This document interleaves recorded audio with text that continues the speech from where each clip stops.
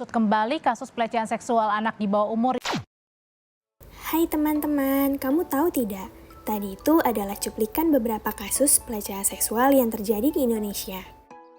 Pelecehan seksual merupakan bentuk perilaku yang mengarah kepada hal-hal seksual yang dilakukan secara sepihak dan merupakan perilaku yang tidak diharapkan oleh individu yang menjadi sasaran pelaku, dan juga menimbulkan reaksi negatif seperti marah, benci, tersinggung, dan sebagainya. Kasus pelecehan seksual di Indonesia setiap tahunnya mengalami peningkatan. Pada tahun 2024, jumlah kasus pelecehan seksual di Indonesia sudah mencapai 24.260 kasus. Ini masih data kekerasan seksual saja loh, belum termasuk pelecehan secara verbalnya. Kasus ini didominasi oleh perempuan sebagai korbannya, yaitu sebesar 79,8%, sedangkan laki-lakinya sebesar 20,2%.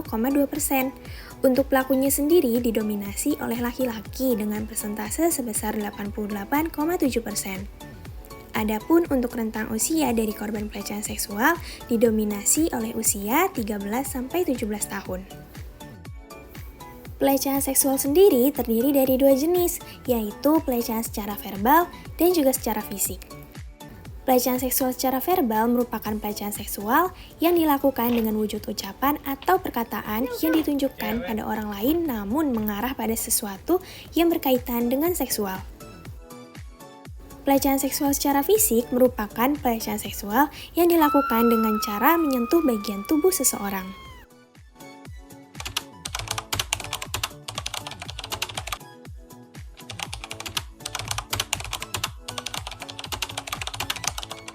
Dampak psikologis yang akan dirasakan oleh korban yaitu menurunnya kepercayaan diri, menurunnya harga diri, mengalami depresi, kecemasan, ketakutan terhadap pemerkosaan, meningkatnya ketakutan terhadap tindakan-tindakan kriminal lainnya, mudah marah, merasa terasing, tidak berdaya, serta bisa menyalahgunakan zat adiktif.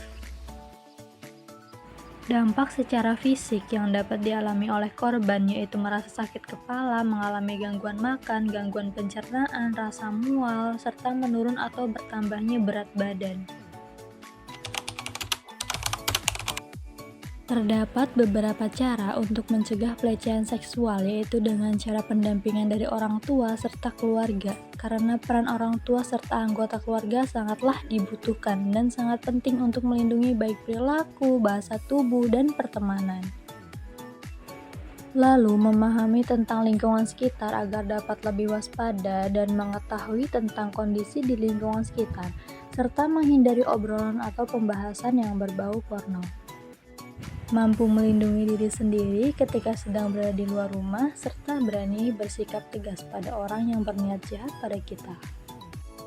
Kira-kira apa saja sih yang dapat kita lakukan ketika sudah mendapat pelecehan seksual? Pertama, bersikap tegas dan cari orang yang dapat dipercaya. Kedua, kamu dapat mengumpulkan bukti dan catat secara detail. Ketiga, kamu bisa melapor kepada pihak yang berwajib. Keempat, konsultasikan ke psikolog atau ke psikiater untuk memulihkan kejiwaan. Jika kamu masih butuh bantuan lebih lanjut, kamu dapat menghubungi dinas sosial atau nomor di atas.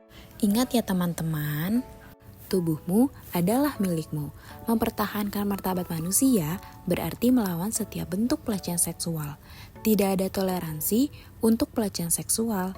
Jika kamu mengalami atau melihat pelecehan di sekitarmu, berbicaralah dan tegakkan keadilan. Setiap suara itu penting dan akan membawa perubahan. Stop pelecehan seksual.